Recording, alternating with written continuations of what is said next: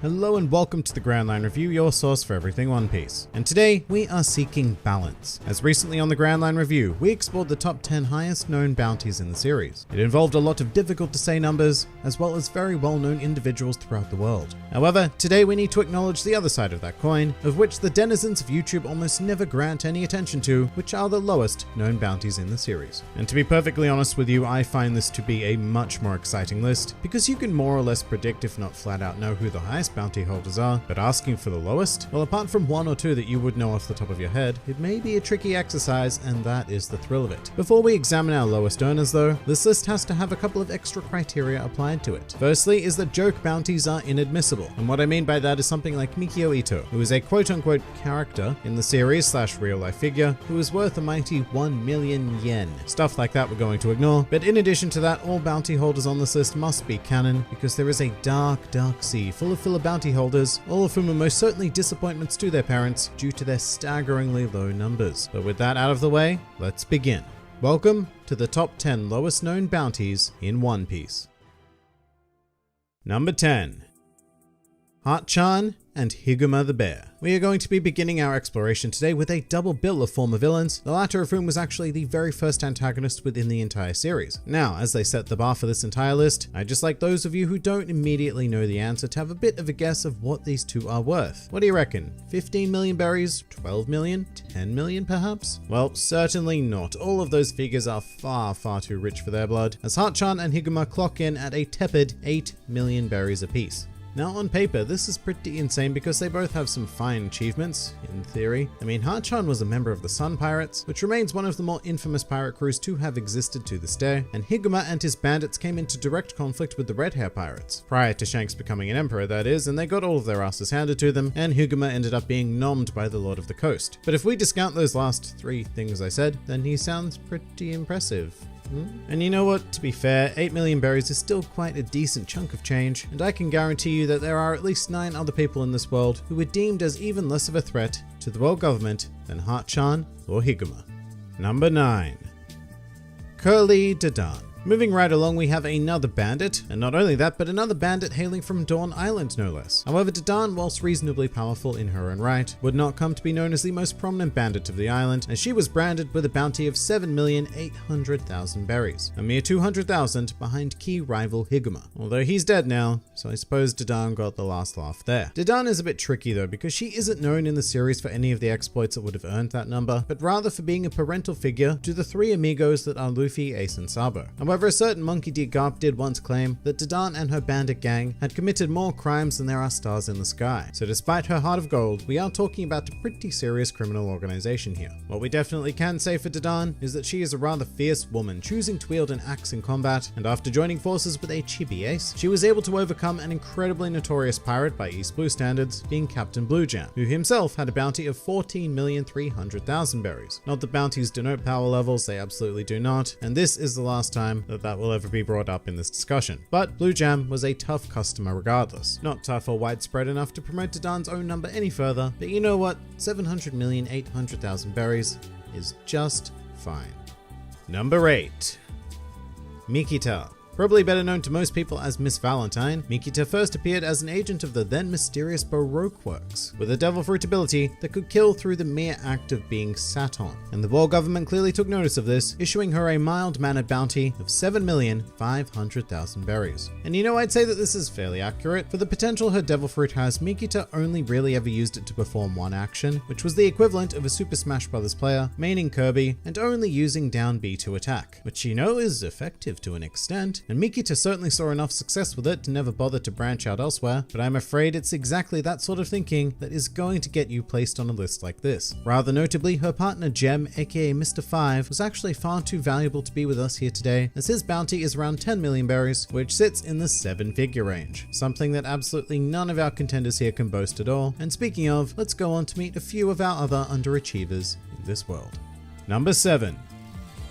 The Meow Band brothers. Individually known as Sham and Butchie, these two near furries command a nice and subtle 7 million berry bounty between them. Now remember, shared bounties aren't that uncommon a concept within the One Piece world, and the most prominent example of that would be Dory and Broggy, except that their shared bounty is 200 million berries. Now that That's a fine number. As for the Meow Band brothers, well, they leave a tiny bit to be desired in comparison. What it does bring to light though is the fact that individually, neither Sham nor Butchie would have likely attained a number as large as 7 million. And you know what? They may have even been heavy contenders to top this race to the bottom, because I mean, if you divide their worth perfectly, 3.5 million each is a deliciously low number. But it doesn't stop there, because you know, what if Sham was worth 5 million berries and Butchie was only worth 2 million berries? Even better. Or perhaps Sham is worth a measly 1 berry, whilst Butchie makes up the rest. Either way, this is an example of teamwork going absolutely awry. Separately, these two could have been true contenders for the lowest bounty in the series. However, together, I'm afraid the best I can do for them is 7th place.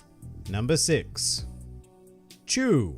Alright, here we have yet another fishman gracing this list, and just like his compatriot Hart-chan, Chew was a former member of the Sun Pirates. Pretty good CV, however it hasn't quite gotten him the job, as he was assigned a poverty-level bounty of 5,500,000 berries. Quite a leap downwards from our previous contenders, who I will remind you were the Meow Band brothers. So Chew, you have a bit of explaining to do, buddy. Now a lot of this may have to do with the fact that Chew isn't the smartest of individuals. In fact, he has the distinct dishonor of being the only character to lose to Usopp in one-on-one combat in the entire East Blue saga, as well as most of the Alabasta saga, the Skypiea saga, the Water 7 saga. Actually, pretty crazily enough, Usopp would not beat another major opponent one-on-one until Perona in the Thriller Bark saga. And this is despite the fact that Chew has dem lips, making him very proficient at sucking. And rather notably, Chew does not swallow, he exclusively spits, which is his primary method of attack, firing bullet-esque projectiles from that there mouth. And sadly, this isn't quite versatile enough to do much for him, and hence why he was given a token bounty, which is more than likely due to his association with the Sun Pirates as well as Arlong. So we're not really in a good place here, but I'm afraid that our standards are only going to slip further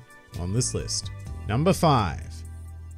Alvida. Here we have the self-proclaimed most beautiful lady on all of the seas, and that was a thought that became echoed back at her after the fateful consumption of the Sube Sube no Mi. But I'm afraid that even with that, Alvida doesn't quite carry the infamy of a Boa Hancock, or the acclaim of a Princess Shirahoshi, and in fact the world really only has taken notice of Alvida to the tune of 5 million berries. And I suppose that amount is fair enough. I mean, she was a relatively dangerous pirate in the days of East Blue, dangerous enough to be swiftly dealt with by a singular rubber boy anyway. In her defense though, Alvida has some guns because she wields that mighty club, so there is some damage to be done to the civilians of the world. And hey, after becoming associated with a certain Buggy D clown, there's every chance that Alvida's name will incidentally spread throughout the world, although I'm not so sure that being connected to Buggy is going to help her in the numbers game.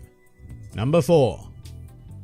Porchemi. So if you don't remember Porchemi, I don't necessarily blame you, but he appeared in Luffy's second flashback as a member of the Blue Jam Pirates, and is no longer with us in this world actually, but while he was, he commanded an incredible bounty of 3,400,000 berries. 8, that's a low number. It's actually almost embarrassing for a fully grown adult to be considered such a featherweight to the world, but when we take a close look at Porchemi's CV, it's pretty easy to see why, because he only seems to be dangerous to one sliver of the population, which is defenseless children. And so Porchemi's claim to fame was capturing and torturing a very young Monkey D. Luffy, but failing to get any information out of him, and then proceeding to get beaten up by 2 other children as a result. Even his Captain Blue Jam was so sufficiently ashamed of this human being that he promptly disposed of him after learning of the latest in what could only have been a long streak of failure. Number 3. Babe.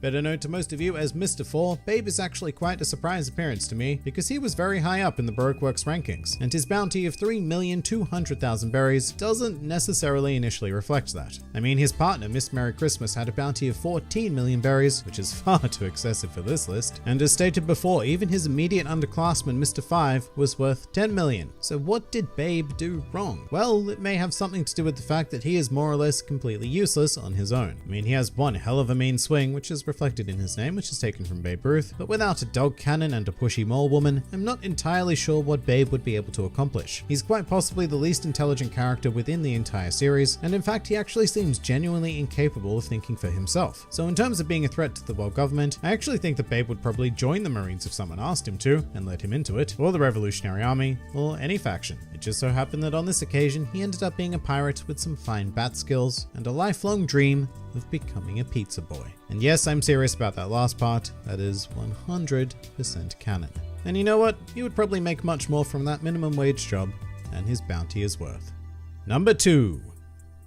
Beppo! Alright, so I am always thrilled to see Beppo even on a list like this, which certainly does not do him justice whatsoever, with his bounty being a measly yet ever so adorable 500 berries. However, this understated amount does match Beppo's understated personality quite well, as he is a quiet yet curious polar bear mink. Despite this, Beppo does have at least one highly valued skill, as he is actually the navigator of the Heart Pirates, which is very interesting given that he came to join them once he was swept away to sea after descending one of the legs of Zunisha, and later boarded a ship, randomly ending up in North Blue and meeting a young Trafalgar Law. However, of course, deep down, we do all know the reason why Beppo was branded numerically in this manner, and it's because the world government has a horrible habit of mistaking certain pirate crew members for pets. And so Beppo, as the now mascot of the Heart Pirates, will probably never receive his due attention. However, it must be said that he is in pretty good company, considering number 1.